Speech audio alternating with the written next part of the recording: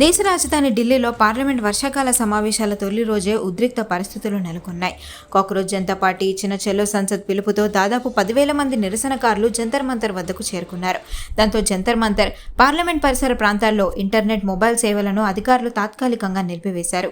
శాంతి భద్రతలు కాపాడేందుకు ఈ నిర్ణయం తీసుకుంటున్నట్లు అధికారులు తెలిపారు. పార్లమెంట్ చుట్టూ ఢిల్లీ పోలీసులు, పారామిలిటరీ బలగాలు భారీగా మోహరించాయి. బహుళస్థాయి బ్యారికేడ్లు ఏర్పాటు చేసి లూటియన్లు ఢిల్లీని హై సెక్యూరిటీ జోన్గా మార్చారు. నిరసనకారులు బ్యారిగేడ్లు దాటి పార్లమెంట్ వైపు వెళ్లేందుకు ప్రయత్నించడంతో ఉద్రిక్తత నెలకొంది. పరిస్థితిని అదుపులోకి తెచ్చేందుకు పోలీసులు లాఠీచార్జ్ చేయడంతో పాటు పలువురిని అదుపులోకి తీసుకున్నారు. న్యూఢిల్లీలోని BNSS సెక్షన్ 163 అమల్లో ఉండటంతో 5గురికి మించి గుమ్మిగూడదని నిషేధించారు. Janpath metro station gate number 2ను మూసివేయగా కన్నాట్ ప్లేస్ ప్రాంతాల్లో ట్రాఫిక్ మళ్లింపు అమల్లోకి వచ్చాయి. ఈ ఉద్యమానికి నాయకత్వం వహిస్తున్న కాక్రోచ్ జనతా పార్టీ వ్యవస్థాపకుడు అభిజిత్ దీప్కే నీట్ యూజీ ప్రశ్నపత్రాల లీక్ వ్యవహారాలపై సమగ్ర సంస్కరణలు తీసుకురావాలని కేంద్ర విద్యాశాఖ మంత్రి ధర్మేంద్ర ప్రధాన్ రాజీనామా చేయాలని ఉద్యమకారులు డిమాండ్ చేస్తున్నారు.